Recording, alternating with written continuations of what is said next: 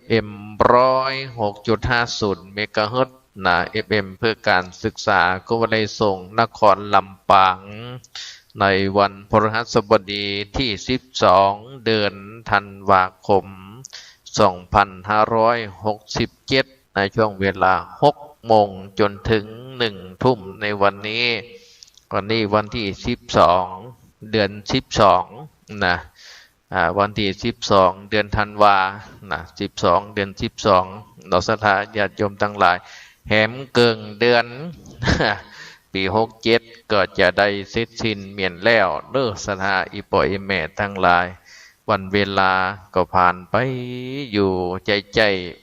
อายุและวัยของคนมันก็ผ่านล่วงล้นไปเป็นวันเป็นเดือนศรัทธาอีป่อยแม่ทั้งหลายเฒ่าแก่ไปติ๊กเนาะถึงบ่มีวันเวลาหวนกึดกับหลังเมื่อใดอดีตผ่านไปก็ปล่อยมันผ่านไปอนาคตตั้งหน้ามันยังมาถึงแต่มันเป็นสิ่งที่แน่นอนเราต้องอยู่กับปัจจุบันขณะนี้ก่อนเขาจะว่าจะนั่งจะเดินจะเหินจะกินจะเกี่ยวจะทำอะไรอย่างทุกสิ่งทุกอย่างช่วงเวลานี้นั่นก็คือว่าการอยู่กับปัจจุบันขณะศรัทธาญาติโยมทั้งหลายตอนที่เขามีโอกาสในวันนี้ก็คือว่าเอาโอกาสได้มาฟังเทศน์ฟังธรรมบางคนฟังตั้งแต่เจ้าเต้าถึงดึกถึงเดินเป็นแฟนรายการวิทยุบ่ได้ขาดโหเอามาเป็นเปลี่ยนเป็นป้องศรัทธาญาติโยมทั้งหลายคนเฒ่าคนแก่ได้แก่ง่อมแก่เหงามีตั้งเพลงป่องมีตึงสาระข่าวสารการข่าวทำข่าวผ่องยังผ่องบ่อู้ มีตั้งเรื่องตลก มีตั้งขอคิดมีตั้งลักธรรมก็เข้ากันไปศรัทธาญาติโยมทั้งหลายแต่อู้กันตามภาษาบ้านเฮาเข้าใจกันง่ายๆก็เหมือนกับแกงโฮะนี่กันเหมือนกับแกงโฮะนี่ก็มีหลายๆอย่างสูนอันกันถ้ามันมีหลายอย่างสูนอันกันมันก็ตึงบ่ฮ้องว่าเป็นแกงโฮะคนเฮาก็เหมือนกันเอาความหูเปิ่นมาใส่ความหูตัวฟังคนนั่นน้อยฟังคนนี่น้อยฟังตุเจ้าตนนั่นน้อยตุเจ้าตนนี่น้อยก็มาสูนอันกันหั่นก้อนไก่เอาแก่นเอาสารอันใดที่มันปิ่นเปียกเป็นกับพี่นั่นเขาก็บ่เอามันฟังมันคือมันม่วนอกม่วนใจม่วนหูไปอันใดที่เป็นแก่นเป็นสารสาระความหูนำไปใจให้เกิดประโยชน์ได้เขาก็ก้อนใกล้เอาไปจำไว้จำไว้หมดก็เอาปากกาสมุดมาจดศรัทธาญาติโยมทั้งหลายสมุดปากกามาจดเอาจำไม่หมดจดดีกว่าจำเนี่ยจำไม่หมดจดดีกว่าจำเพราะฉะนั้นการฟังเทศน์ฟังธรรมก็เป็นการเตือนสติเขาก็เหมือนกันเป็นการเตือนสติเขาขณะที่เขากำลังจะยังอยู่หันนี่อยู่ก็เป็นการเตือนจิตเตือนใจประคองสติของเขาเขาอยู่จิตใจอยู่กับเนื้อกับตัวอยู่ตลอดเวลาคนเขามนุษย์อยู่รวมกันในโลกสงสารมีตั้งการหักกันก็มีการเกลียดกันจังกันก็มีศรัทธาญาติโยมทั้งหลายมีทุกสิ่งทุกอย่างมันก็เป็นรสชาติของชีวิตที่หักกันก็หักกันที่เป็นศัตรูกูอาฆาตกันก็มีทุกอย่างที่เฮาได้หันตามสังคมปัจจุบันนี่แล้วก็มีการจุหลอกลวงกัน ก็มีศรัทธาญาติโยมทั้งหลายปัจจุบันนี่มีเพียงแก๊งคอเซ็นเตอร์อย่างตะกี้นี่ก็หมาดอันนี้ก็เล่าประสบการณ์ให้ศรัทธาญาติโยมทั้งหลายได้ฟังมีเพิ่นโทรมา ว่าอันนี้จื่อเฮาแม่นก็เบอร์โทรศัพท์นี่แม่นของคุณก็เพิ่นโทรมาได้ฮื้อไผไปทำธุรกรรมกับ ธนาคารนั่นธนาคารนี่ก็ได้เอาโทรศัพท์เบอร์โทรศัพท์คือเปิ่นไปทำธุรกรรมก็เอาบัตรเอกสารคือไปทำธุรกรรมท่านั้นนี่ก็อีนะพอดีว่าอันอาตมานี่ก็เคยประสบมาแล้ว2-3 เตี่ยละในกรณีอย่างนี้นะก็เลยถามว่าโทรมาจากที่ไหนโทรมาจากหน่วยงานนั่นหน่วยงานนี่จากธนาคารนั่นธนาคารนี่พ่องเห็นนะ เอาโทรมาแล้วก็ปรากฏว่าโทรมาจากสำนักงานใหญ่กะก็เลยถามไปแม่นแล้วโทรมาจากสำนักงานใหญ่แล้วคุณโทรมาอย่างเวลานี่เนาะ4 โมง 5 โมงน้ำจะเวลาทำการทำงานของคุณได้นะ4 โมง 5 โมงก็เลยบอกไปว่ากรณีอย่างนี้เคยได้ยินเคยประสบมาแล้วเนอะ3-4 ครั้งแล้วจะได้กะขอเจริญพรเด้อกดวางเหียบบนะ ยังมีเจริญพรให้เพื่อนอยู่เนี่ยนะสุดท้ายมาต่อสุดท้ายญาติโยมทั้งหลายเพราะว่ามันมีทุกรูปแบบนะอันนี้ทุกรูปแบบเพราะฉะนั้นศรัทธาอย่างคนเฒ่าคนแก่เขาเนี่ยได้ฟังข่าวสารก็ได้หู้ข่าวหู้สารเขาก็ป้อได้หู้เฒ่าหู้ทันหู้กันหู้แก่ของศรัทธาญาติโยมทั้งหลายหู้จักเฒ่าหู้จักทันคือกันเกมกลลวงของคนนะเขาก็จะได้ตอบโต้ได้เขาก็จะได้ตั้งสติแล้วเขาจะแก้ไขปัญหาจะได้อันนี้ก็เพราะว่าเขาได้มีโอกาสได้รับฟังข่าวสารได้ความรู้ต่างๆที่เปิ่นเอามาแบ่งปันให้เขาได้ฟังกันซะนะญาติโยมทั้งหลายก็มันกระจุเขาว่าในกรณีนี่มันจบเนาะในกรณีนี่ก็คือว่ามันว่ามีคนหนึ่งเอาเหล็กโทรศัพท์ของท่านเอาเอกสารข้อมูลของท่านไปทำธุรกรรมเปิดบัญชีตีหันตีนี้ตอนนี้มีเป็นเรื่องเป็นเล่าเกิดคดีความเปิ่นฟ้องร้องถ้าท่านบ่ได้ไปเป็นคนหมอบคือไปทำธุรกรรมนั้นนี่ก็ขอให้ท่านไปแจ้งความนี่นะไปแจ้งความอะไรก็เหตุเกิดที่ไหนไปแจ้งความที่ไหนไปแจ้งความตีจังหวัดนั่นจังหวัดนี่ไก่เหียมีฮันเตือบอกว่าพุ่นนครสวรรค์พุ่นนี่นะก็ไปอย่างโป้นอีปล่อยเมตตั้งหลายจะเคยไปพุ่นสักเดียเนาะก็เลยหูละตันก็เลยหูตันว่าถ้าว่าถ้าไปแจ้งความอย่างไรจะเกิดเรื่องเกิดเล่าขึ้นมาเฮาจ้องเป็นคนรับผิดชอบนะนี่นะก็เลยอันกะเป็นหยังเนาะถ้ามันโทรมาจากสำนักงานใหญ่หรือว่าจากศูนย์โทรศัพท์นี่มันต้องเปลี่ยนเบอร์จากศูนย์เบอร์จากศูนย์อย่าง AIS เนี่ยตัวเจ้าใจ AIS เนาะกะ1175นำกระจงโทรมารายงานนี่มันเป็นเบอร์โทรศัพท์มันเป็นเบอร์โทรศัพท์เขาไม่ต้องไปใครเจือเนาะสถานญาติโยมทั้งหลายโทรมากำใจเมื่อใจวันใจย้ำโทรมาเลยเวลาเปิ่นทำการทำงานเปิ่น3 โมงเกิง4 โมงเปิ่นกระปิด8 โมงเกิงถึง4 โมงเวลาราชการเปิ่นอันนี้โทรมาค่ำมามืดนิ่มใจเนาะใจเด็ดขาดเขาก็หู้เอาไว้หันก่อนหู้จักวิเคราะห์สถานการณ์ของมันเนาะสถานญาติโยมทั้งหลายถึงแม้ว่ามันจะมีอะไรต่างๆนานาเกิดขึ้นเขาก็ต้องไปวิตกมันเขาก็ต้องไปวิตกมันเพราะว่าเขาหู้เท่าทันมันแล้วเขาหู้เกมกลขอแล้วเขาก็ต้องแก้ไขแต่บางทีบางครั้งแล้วว่าสีตินก็ยังหู้พลาดเนาะนักปราชญ์ก็ยังหู้พังสถานญาติโยมทั้งหลายนับภาษาอันยังกับคนเตียวส่องตีนยังมนุษย์เฮายิงใจ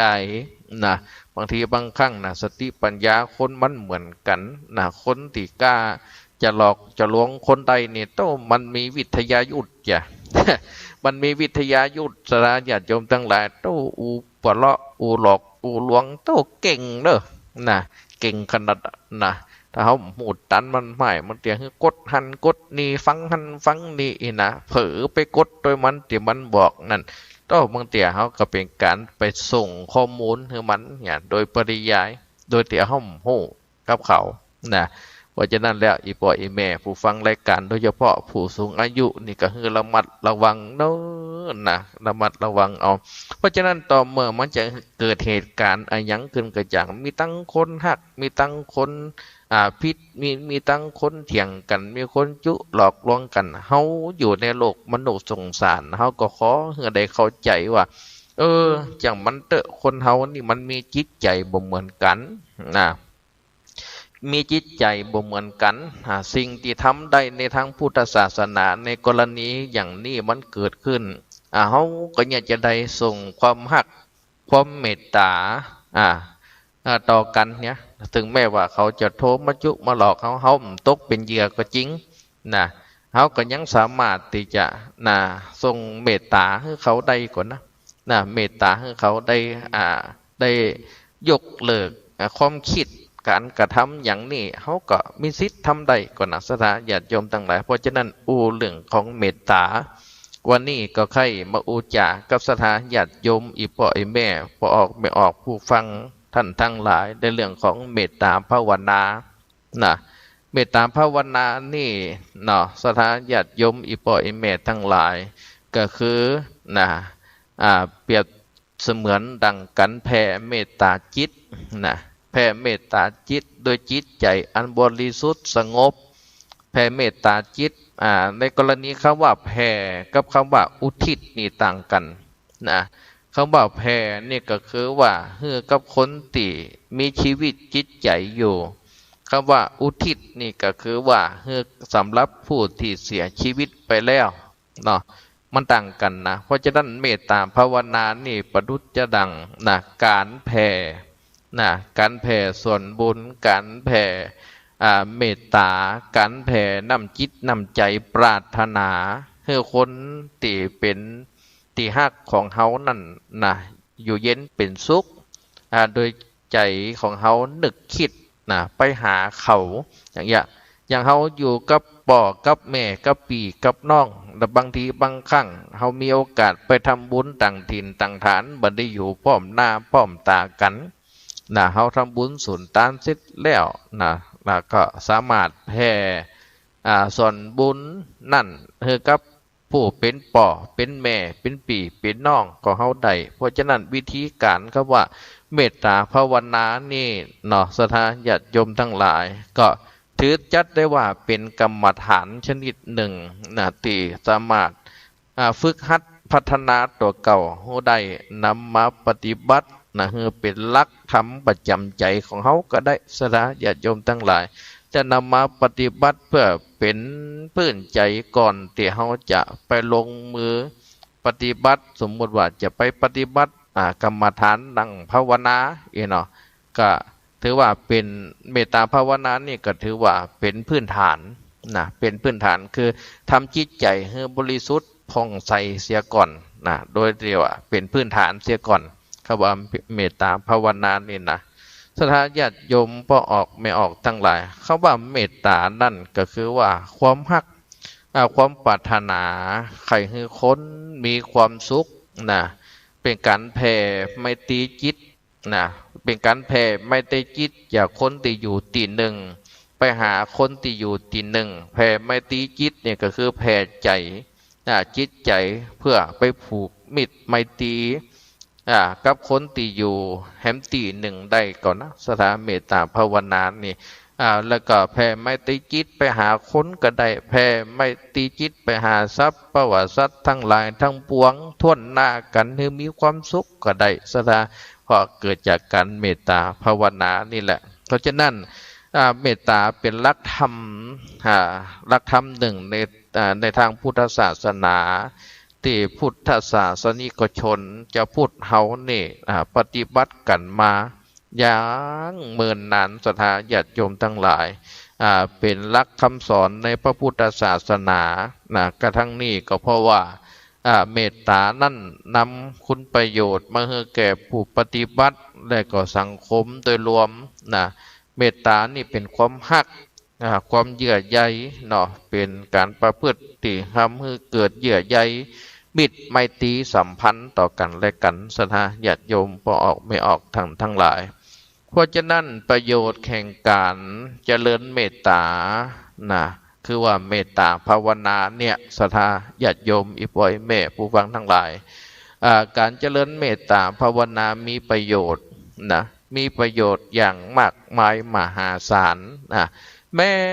แต่เพียงเล็กน้อยนะก็มีผลนักนะดังที่องค์สมเด็จพระสัมมาสัมพุทธเจ้าของเฮาตัดไว้ในเอกนิบาตอังคุตรนิกายว่าดูก่อนภิกษุทั้งหลายหากว่าภิกษุเจริญเมตตาจิตชั่วเวลาแม้เพียงลัดมือเดียวก็ตามภิกษุรูปด้านกล่าวว่าบ่เหินห่างจากฌานนะบ่เหินห่างจากฌานไปเป็นการทำตามคำสั่งสอนขององค์สมเด็จพระศาสดาปฏิบัติตามโอวาท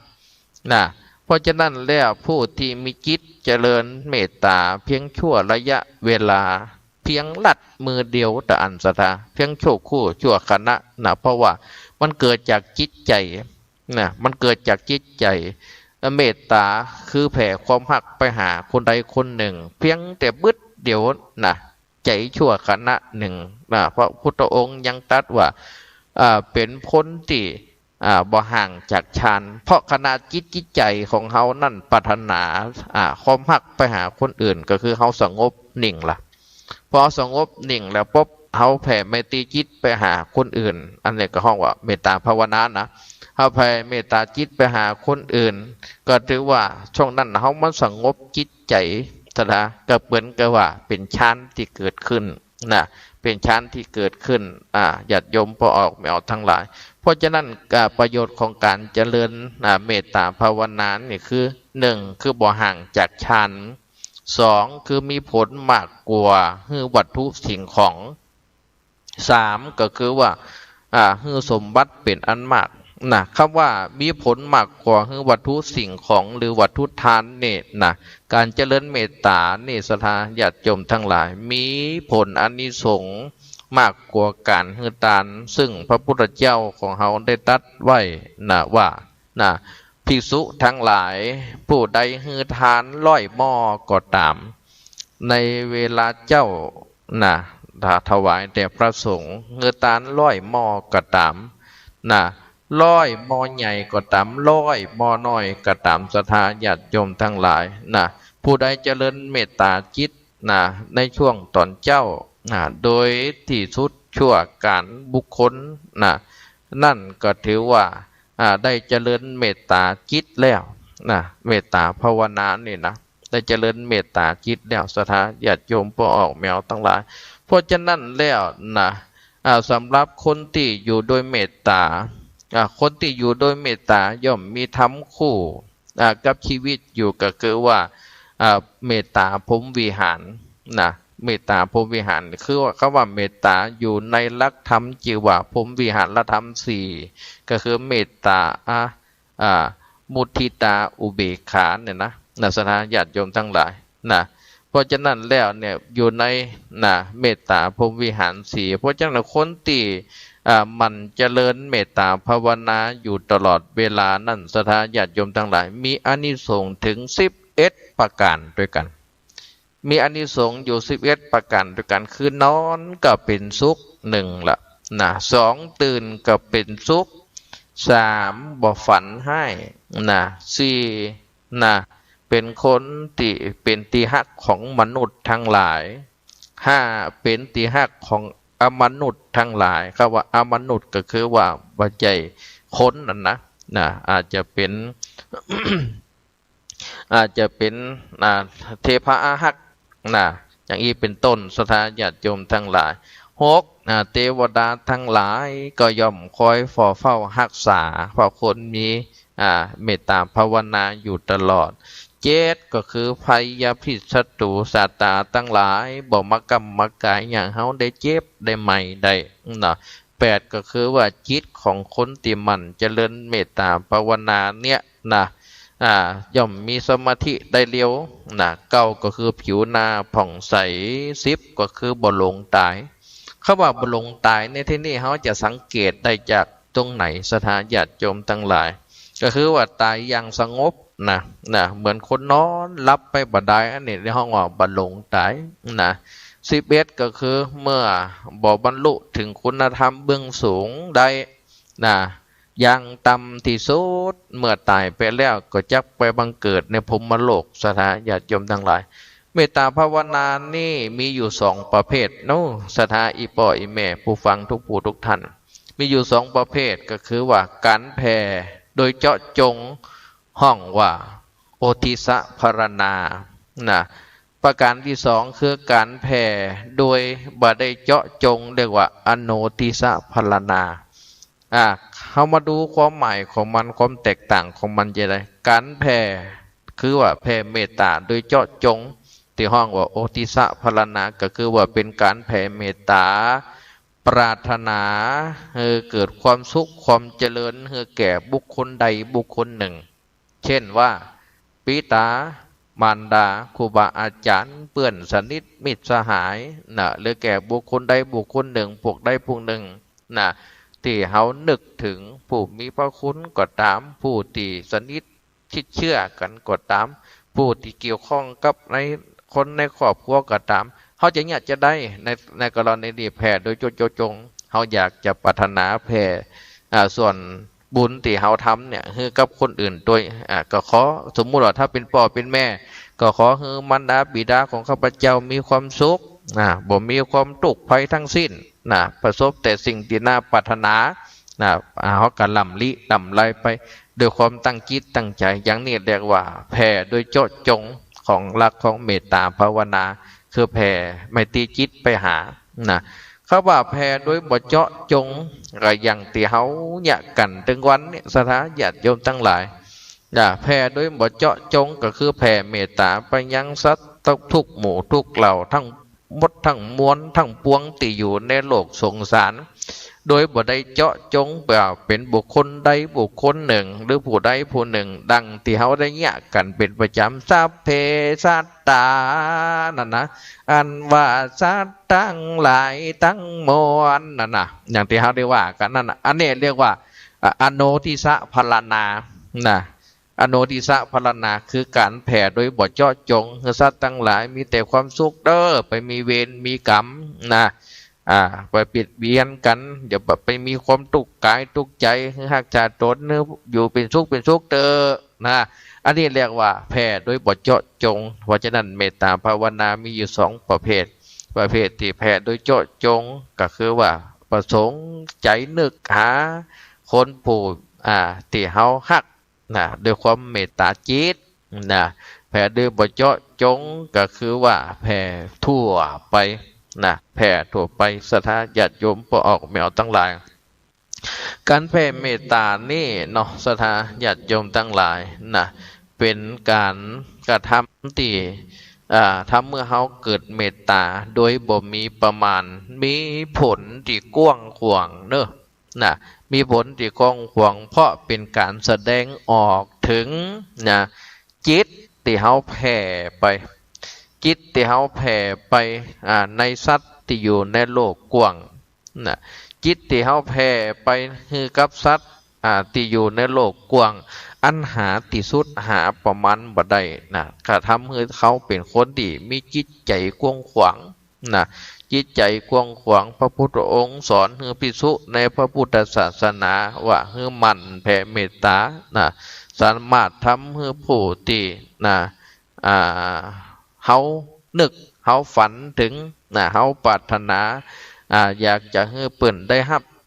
ในสิ่งที่เขาทำคุณงามความดีนี่ตัวก็คือให้ได้มันแผ่เมตตาสถาญาติโยมทั้งหลายเพราะฉะนั้นแล้วอีพ่ออีแม่ผู้ฟังท่านทั้งหลายการที่เขาจะได้แผ่เมตตาจิตให้กับคนอื่นเนี่ยบุคคลประเภทใดบุคคลประเภทใดที่เขาบอกควรที่จะเจริญเมตตาภาวนาหรือว่าแผ่เมตตาจิต ให้เขาก่อนบุคคลประเภทใดที่เขาบอกควรที่จะแผ่เมตตาจิตให้เขาก่อนเป็นอันดับแรกอันนี้คือคนที่บอกควรก่อนคนที่บอกควรกับคนที่บอกเป็นที่ฮักของเขาก็คือคนที่เกี่ยวข้องกับพ่อแม่พี่น้องญาติกาข้ากุนคือพูดง่ายคือคนทั่วไป อันนี้คือบุคคลแผ่เมตตาให้ก่อนนะคนที่เป็นคนที่เป็นที่ฮักยิ่งคนที่บ่เป็นที่ฮักยิ่งก็คือที่มันมากกว่าสิ่งที่เฮาฮักอันนะคือบุคคลที่เฮาฮักนะมันมากกว่านั้นที่ฮักยิ่งบุคคลกลางๆคือบุคคลทั่วไปนะบุคคลที่เป็นศัตรูกันอันนี้ก็บุคคลที่จะแผ่เมตตาให้เขาก่อนนะเพราะฉะนั้นเหตุที่ว่าบ่ฮือแผ่เมตตาไปหาบุคคลสี่ประเภทนี้ก่อนก็เพราะว่าอ่าเฮาคุ้นเคยนะคือว่าในเบื้องต้นก็คือว่าใจเฮาคุ้นเคยกับเขานะต่อการที่เฮาจะไปแผ่เมตตาจิตให้เขานี่นะเพราะจิตใจเฮามันคุ้นเคยต่อกันยังพ่อยังแม่ยังลูกเต้าเหล่าหลานนี่บางทีมันใจมันนึกถึงกันนึกถึงอีป่อแตะนึกถึงอีแม่แตะเพิ่นแต่เพิ่นอยู่ตั้งบ้านก็นึกถึงลูกถึงเต้านึกถึงเฮาเหมือนกันอันนี้ก็ว่าใจเชื่อมหากันได้อย่างเงี้ยมันก็เป็นสิ่งที่อัศจรรย์ก่อนนะสถานญาติโยมทั้งหลายเพราะฉะนั้นเดี๋ยวว่าที่เฮา คนที่เฮาฮู้จักเนี่ยเปิ้นเฮือแผ่ทีหลังบ่ควรแผ่เฮือก่อนเพราะว่าหยังเพราะมันยังบ่คุ้นเคยกันเตี่ยนะคืนมันจูนหากันได้เตี่ยอีเนาะ เดี๋ยวเข้าใจง่ายมันคืนมันจูนคืนหากันได้เตี่ยนะอ่าเพราะฉะนั้นแล้วลำดับของการเจริญเมตตาภาวนาก็คือว่าการแผ่ไมตรีจิตเนี่ยสถานญาติโยมทั้งหลายขั้นแรกเปิ่นเฮือญาติจะได้ก่อนนะขั้นแรกนั้นในการเจริญเมตตาจิตนั่นนะในการเจริญเมตตานั่นนะเฮือญาติไปเป็นลำดับเนอะมันมีเป็นขั้นที่หนึ่งเนี่ยจะได้ควรเจริญเมตตาให้กับตัวเก่าเฮียก่อนจะได้ว่าเนี่ยคือกับตัวเก่าให้ก่อนเพราะตัวเฮานี่เป็นรักเป็นเก่านะการเจริญเมตตานี่ขั้นแรกคือสอนเป็นสอนเฮาเจริญเมตตาให้กับตัวเก่าเฮาเพราะหยังนะก็เป็นการขอให้เฮานี่มีความสุขปราศจากเสียถึงความทุกข์ให้ก่อนเดี๋ยวว่าขอให้เฮาบ่มีเวรขอให้เฮาบ่มีการเบียดเบียนบ่มีความทุกข์ร้อนใจให้มีแต่ความสุขป่นตุกป่นโศกป่นภัยอันนี้ก็เป็นการแผ่เมตตาขอความปรารถนาให้กับตัวเก่าให้ก่อนนะถ้าว่าเขาจะแผ่เมตตากับคนอื่นเขาต้องแผ่เมตตากับตัวเขาก่อนการแผ่เมตตาไปหาตัวเก่าอย่างนี้บ่ใจเพื่อทำให้จิตใจเขาสงบเป็นสมาธิกำใจเก่าแต่เพื่อว่าเป็นการทำให้ตัวเก่าเขาเนี่ยเป็นยานเป็นพยานว่าเฮานี่มีความสุขละตอนเนี้ยเฮานี่มีความสุขละเอาความทุกข์ทั้งหลายเฮาจังพอที่ขจัดออกไปได้พ่องเฮายังพอขจัดความทุกข์ทั้งหลายออกไปได้พ่องเพื่ออันยังเพื่อเป็นหนทางไปสู่ขั้นของการแผ่เมตตาขั้นที่สองต่อไปขั้นที่สองต่อไปว่าตอนเนี้ยเฮานี่แผ่เมตตาให้กับตัวเก่าเขาเลยเขามีความสุขทำให้เขามีความสุขตอนนี้จิตใจเขาเนี่ยมันยังคล้ายจากความทุกข์ไปในส่วนหนึ่งเพื่อเป็นรากเป็นฐานนำไปสู่การแผ่เมตตาจิตในข้อขั้นที่สองขั้นที่สองก็คือว่าเป็นการแผ่เมตตาไปหาคนฮักและคนที่เขาเคารพต่อจากขั้นที่หนึ่งก็คือว่าหลังจากที่เฮาแผ่เมตตาให้กับตัวเก่าเฮาแล้วแผ่เมตตาให้กับตัวเก่าเฮาแล้วอันดับต่อไปเฮาก็ตั้งจิตเป็นกุศลนี่ตั้งจิตเป็นกุศลแล้วแผ่เมตตาจิตไปหาคนที่เฮาฮักก็คือพ่อแม่ครูบาอาจารย์ผู้มีพระคุณของเฮาเปลี่ยนฝูงผู้เคยช่วยเหลืออุปถัมภ์ค้ำจุนของเฮา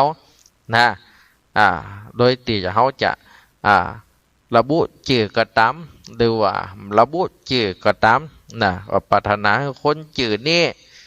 คนนี้เป็นพ่อเป็นแม่ของเขามีความสุขปราศจากความทุกข์เนอะอันนี้ก็อยู่ที่ว่าการจะตั้งจิตปรารถนาอย่างใดแผ่เมตตาจิตไปหาเปิ่นโดยวิธีการใดโดยในความคิดของเขาให้เปิ่นมีแต่ความสุขเด้อสุขภาพแข็งแรงสมบูรณ์เด้อโดยนิสงผลบุญที่ข้าพเจ้าได้ทำนี่อันนี้แหละอันนี้แหละก็คือว่าแผ่ไปหาบุคคลที่รักนี่คือขั้นที่สองเมื่อถึงขั้นที่สองแล้วก็ แผ่ไปหาบุคคลในขั้นที่สามนะบุคคลในขั้นที่สามนี่สถาญาติโยมทั้งหลายแผ่เมตตาไปหาคนที่รักยิ่งรักยิ่งในที่นี่หมายถึงว่าแผ่เมตตาเนี่ยไปหาคนที่รักยิ่งก็คือว่าไปหาคนที่เฮาฮักคนที่เฮาเคารพมากๆนั่นนะคนที่ฮักคนที่เฮาเคารพมากๆนะเคารพนับถือเป็นกรณีพิเศษนะเป็นกรณีพิเศษนะแต่ว่าอาจจะเป็นเพื่อนที่ฮักกันมากก็ตามหรือว่าปิตามารดาที่เฮาฮักที่สุดนะก็ตามนะหรือครูบาอาจารย์ที่ได้มีพระคุณกับเฮาอย่างยิ่งเลยอย่างนี้เป็นต้นสถาญาติโยมทั้งหลายหลังจากที่ว่าไปเมตตาขั้นที่สองไปหาคนที่เฮาฮักคนที่เฮาเคารพแล้วนะเอาก็แผ่เมตตาไปหาคนที่ฮักยิ่งคือคนที่อยู่ในกรณีพิเศษนะที่เฮาฮักอย่างยิ่งนะฮักมากที่สุดนั่นนะหลังจากนั้นแล้วสถาญาติโยมทั้งหลายนะเขาก็จะแผ่เมตตาไปในขั้นที่สี่ต่อนะขั้นที่สี่ก็คือว่าแผ่เมตตาไปยังคนกลางๆที่ว่าไปตะกี้นะแผ่เมตตาไปยังคนกลางๆสถาญาติโยมทั้งหลายก็คือว่าจิตที่เขาเป็นกุศลเนี่ยนะเขาสามารถทำเมตตาให้มันขยายกว้างออกไปได้แหมขยายวงกว้างคือบุคคลที่อยู่ในวงกว้างก็มีนักคนที่อยู่ร่วมโลกมนุษย์ด้วยกันเนี่ยแหมนักแหมหนานะก็เขาก็สามารถแผ่เมตตาไปยังคนที่อยู่กลางๆก็คือว่าคนที่เขาบ่ฮักบ่เกลียดบ่จังนะคนที่อยู่ร่วมโลกด้วยกันก็ขอให้ได้ในสิ่งดีสิ่งงามที่เขาได้ทำนี่นะปรารถนาให้เขาอยู่เย็นเป็นสุขเหมือนกันเพราะฉะนั้นแล้วเนี่ยสถานญาติโยมทั้งหลายคำว่าแผ่ไปหายังคนกลางๆก็คือบุคคลทั่วไปนะอาจจะหู้จักก็ตามอาจจะหู้จักก็ตามแต่ว่าแผ่ไมตรีจิตไปด้วยความปรารถนาดีปรารถนาให้คนที่อยู่ร่วมโลกเขามีความสุขเหมือนกันนะและขั้นที่ห้าแล้วเขาคนแผ่เมตตาจะได้แผ่เมตตาไปหาศัตรูสถาญาติโยมทั้งหลายโอ้ไปแผ่ให้มันอย่างนี่นะจะไม่ว่าจะนั่นสถาญาติโยมทั้งหลายบางทีแล้วไล่ก็กลายเป็นดีคนจังกันก็กลับกลายเป็นมาฮักกันก็เพราะว่าการเชื่อมไมตรีจิตส่งความปรารถนาดีให้กับเขานี่ก็บังเกิดมีนักเหมือนกันสถานญาติโยมทั้งหลายถ้าว่าเป็นศัตรูกันแล้วมันปอนยังได้ก็ตึงเป็นศัตรูกันแล้วตายก็ตึงเผาผีกันแล้วนะอย่างนั้นมันตึงจบสิ้นนะจบสิ้นแต่ว่าถ้าคนที่จิตใจสูงกว่าเขาจะเนี่ยจะได้เขาจะเนี่ยจะได้แผ่เมตตาแผ่เมตตาไปหาศัตรูสถานญาติโยมทั้งหลายการทำเมตตาจิตคือแผ่ไปหาศัตรูกู่เว้นนั่นนับว่าเป็นสิ่งที่ทำได้ยากสำหรับมนุษย์คนเฮานะทำไม่ได้ถือทิฏฐิถือมืดถือโขดกันแล้วต้องมาตึงนึกใจทำหานะมันต้องกลัวมาตึงนึกใจทำหาหน้าซุบกันมันก็ตึมพอกันนะ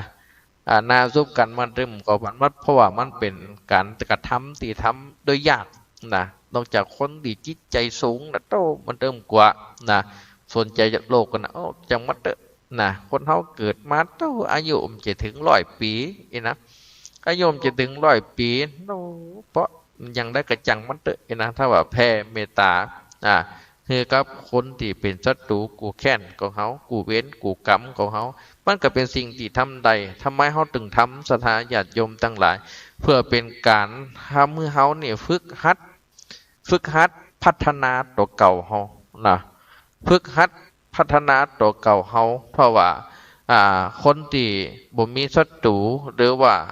คนที่บ่มีศัตรูนั่นบ่มีในโลกนะคนมีศัตรูนั่นมีในโลกสถามันย่อมมีนะเพราะคนหักก็มีคนจังก็มีนะเพราะฉะนั้นแล้วเมื่อมันเป็นอย่างนี้แหละบางทีมันเกิดจากการประมาทพลาดพลั้งโดยคำอู้คำจาโดยกิริยาการเหล่าน่าจะขวัญผ่องอย่างเงี้ยมันมีกาเฮาถ้าเฮาฮู้จักแผ่เมตตาจิตไปคน ไว้ครับคือคนที่เป็นศัตรูเฮาณสถานญาติโยมทั้งหลายก็ทำให้ศัตรูทำให้ศัตรูของเฮาเนี่ยบางทีมันก็เชื่อมกันได้ก่อนนะถ้ามือผ่อนคลายจากการจ้องกำกระทำเว้นกันว่าให้กันก็มี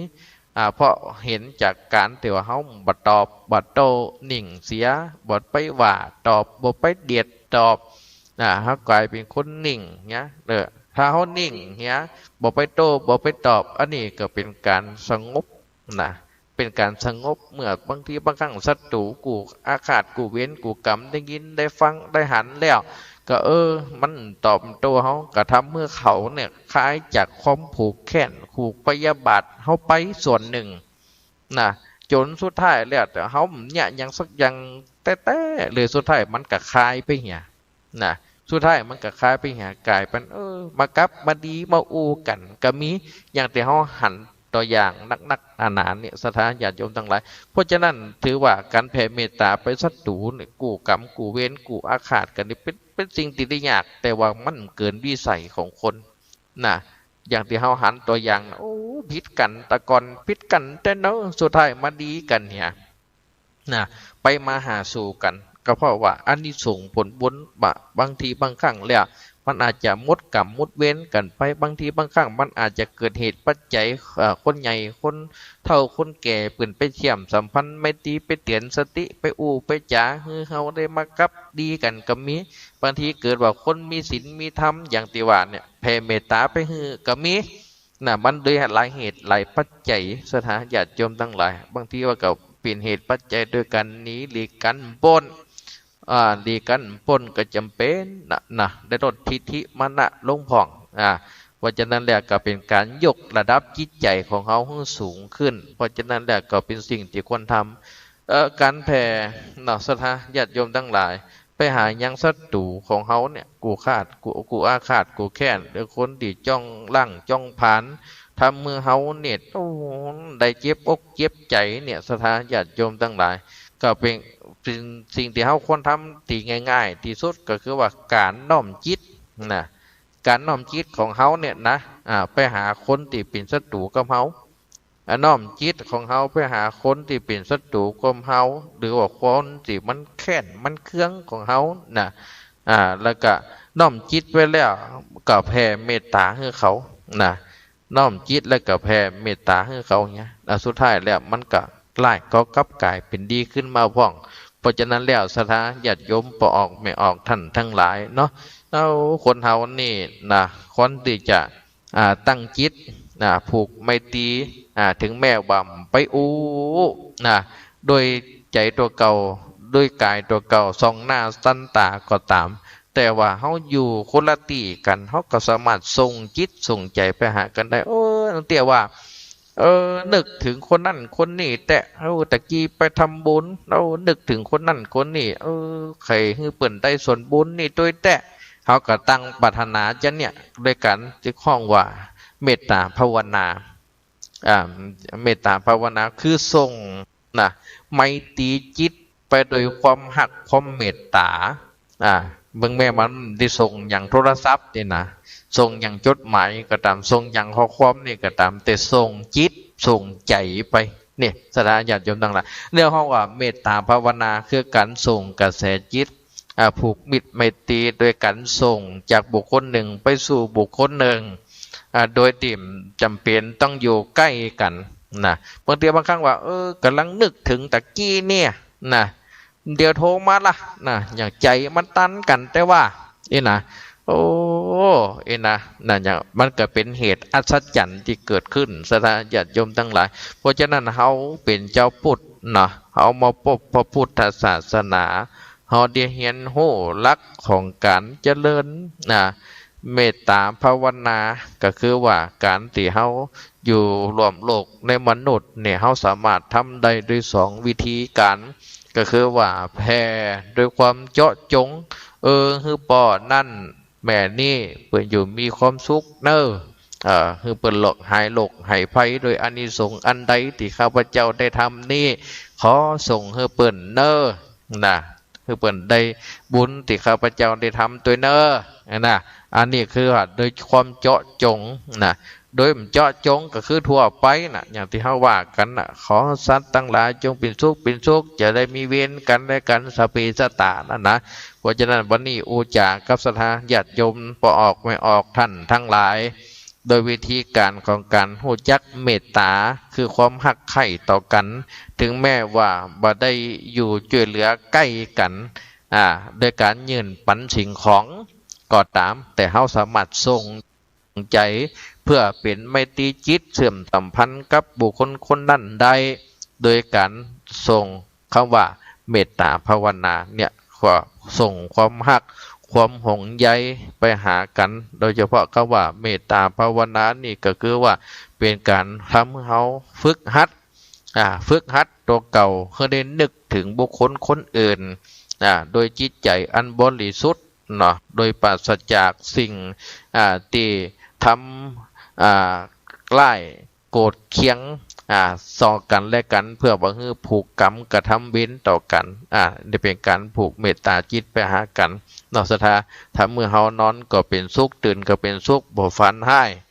เป็นที่ฮักของคนและเทพไทยเทวดาเจ้าตั้งหลายเนาะมีสิ่งศักดิ์สิทธิ์ปกปักรักษา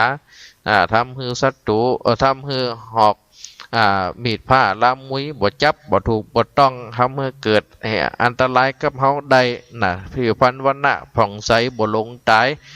ถึงแม้ว่าจะตายไปแล้วก็ยังไปเกิดในพรหมโลกเพราะเกิดจากการเจริญเมตตาภาวนานี่เนอะสถาญาติโยมพอออกไม่ออกท่านทั้งหลาย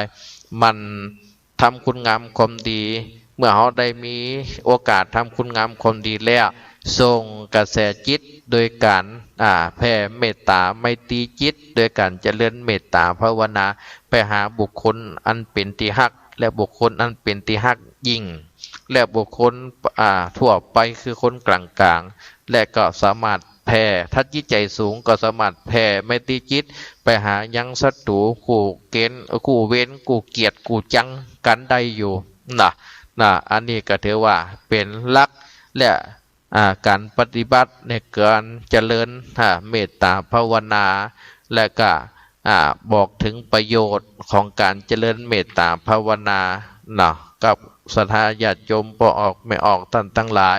ได้ฟังในสัปดาห์นี้วันนี้ก็เห็นว่าสมควรเก็บเวลาพบปะกันใหม่ในสัปดาห์หน้าวันพฤหัสบดีหน้าศรัทธาญาติโยมทั้งหลายวันนี้ก็ขอยุติการออกรายการรายการธรรมะยามเย็นในวันพฤหัสบดีเพียงเท่านี้เนอะพบปะกันใหม่สัปดาห์หน้า0801219317ท้ายที่สุดนี่ขออนุญาตประกาศประชาสัมพันธ์งานตั้งธรรมหลวงวัดบันแรงวัดบันแรงวัดบันแรงเป็นจะตั้งธรรมหลวงวันที่30 ธันวาส่งท้ายปีท่านอาจารย์นฤเบศรโดยท่านเจ้าอาวาสคือหลวงพ่อสง่าเปิดจะตั้งที่วัดบันแรงอาตมาก็ได้รับนิมนต์เหมือนกันนะตอนแรกก็ว่าจำไปเปิดสรุปเพื่อแล้วว่านิมนต์ตามเนี่ยสรุปตามเนี่ยเนี่ยก็จะจำเป็นได้ไปเตะทำผูกที่4คือวันณประเวทถ้าญาติโยมทั้งหลายมีโอกาสก็ไปฟังเทศฟังธรรมเด้อบ่ฮู้จะไปเอี่ยวที่ไหนตั้งใดไปเอี่ยวกับคนหนักคนรถหลายจะไปเอี่ยวฟังเทศฟังธรรมมหาจารย์ก็ไปได้เด้อที่วัดบันแรงตำบลคำว่าตำบลนี่ตำบลยมหุ่นบุญหนักจ้ะเพราะฉะนั้นแล้วก็วัดบันแรงเด้อสถาญาติโยมทั้งหลายเพิ่นฝากประชาสัมพันธ์มานี่มีอาจารย์ท่านทเนกะหลงกับไปบ่ฮู้ติทำผูกหยังนะแต่ท่านเก๋ดนุพลนี่ก็จะไปเตะผูกที่5จุจกต่อจากอาตมาผูกที่4เพราะฉะนั้นสถาญาติโยมทั้งหลายจะไปฟังเทศฟังธรรมมหาจารย์ที่วัดบันแรงหรือว่าจะไปร่วมเป็นเจ้าภาพเจ้าสถาการเทศการธรรมที่วัดบันแรงก็ขอน้อมเรียนเชิญเจริญพรได้เด้ออันนี้เป็นภาคประชาสัมพันธ์มัน เอาละถ้ารายการ8 นาที0801219317เนอโทรมาอุมาจากกันจงนี้บางทีบางครั้งอากาศมันก็เปลี่ยนแปลงเนาะบางคนบางท่านก็เฒ่าแก่มาแล้วก็รักษาสุขภาพร่างกายของตัวเก่าตัวนะไปให้มันได้เจ็บได้ไข้ได้ไอได้มีหวัดมีไข้เนาะเจริญพรเด้อโยมแม่บัวไข่เจ้ากรรมสการเจ้าเจริญพรเจ้าแม่บัวไข่สบายดีเนาะสบายดีเจ้าแต่ว่าก็ไม่เอวเพิ่นได้รอเพิ่นที่ไหนแม่จังไม่เออกะโอ้เอวดีโลไปเอาที่ไหนแม่จังไม่ไปของอาจารย์นั้นนิวัฒน์นะจ๊ะอาจารย์ยังก็แม่อาจารย์นิวัฒน์รัตนวิกรมแม่อ๋อเปิดมีงานอย่างจ้ะแม่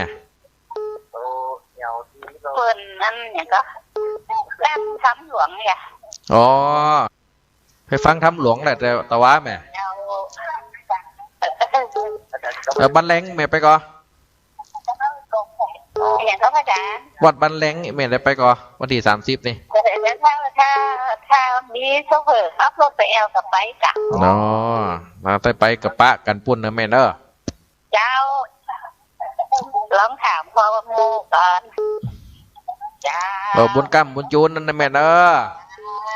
ยังคิดถึงพระอาจารย์นี่กันเนาะสาธุสาธุสาธุ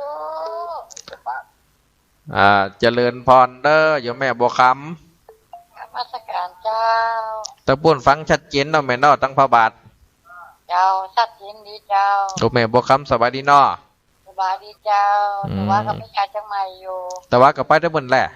เจ้าด้วยแม่บัวไข่กันแน่กันโอ้มจวนกันโลท่านพระอาจารย์เทศประมาณกี่โมงนี่ทำหลวงมันแรงนี่เจ้า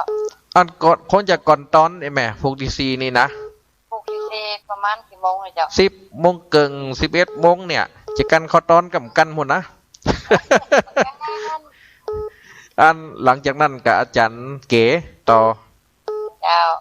ถ้ามีโอกาสแม่ก็ไปเด้ออันเสียงทุกเจ้าว่าตรงต้องนี่ป้อไข่หม่อนนะโอ้หม่อนจะได้นะหม่อนจะโทรหากันบุญกรรมบุญจูนนี่แม่เด้อหนาวก็ต้องพูดอาจารย์โอ้อันหนาวกับแม่เจ้าแม่กับดึกอันน่ะแม่วันกับห้อนอยู่อย่างเดียวกันนั่นแหละตะปุ่นได้เผาข้าวหลามมั้งกะแม่เผาแล้วเจ้าวันนี้ได้กินข้าวไหม้น้ำหวานเนาะ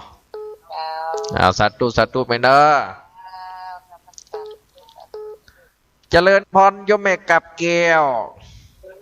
ไว้พระเจ้าท่านอาจารย์เจ้าเจริญพรเพราะสมมติว่าพ่อกับแม่ตายไปแล้วเฮาแพ้อย่างเจาะจงนี่อันนั้นแพ้มาได้แม่แพ้มาได้ต้องอุทิศส่วนกุศลต้องอุทิศส่วนกุศลอย่างเดียวถ้าแบบแพ้เจริญ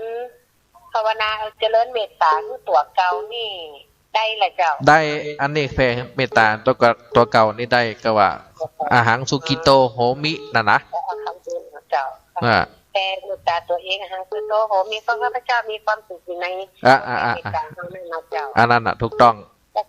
ถ้าทำมีสักตัวมีสักตัวเขาก็ต้องไปสนใจมั้งแน่นะแม่นแล้วอีกคนเขาบอกแพ้คือเจ้ากรรมนายเวรสี่ม้าจากไหนสำคัญเราวีเฮาก็ได้แหละเจ้าท่านนะได้เลยเพราะว่าในเรื่องที่ว่าตะกี้พ่อแม่ตายไปแล้วอีเนาะแล้วก็เขากดน้ำอุทิศส่วนกุศลมาเพราะว่ามันมี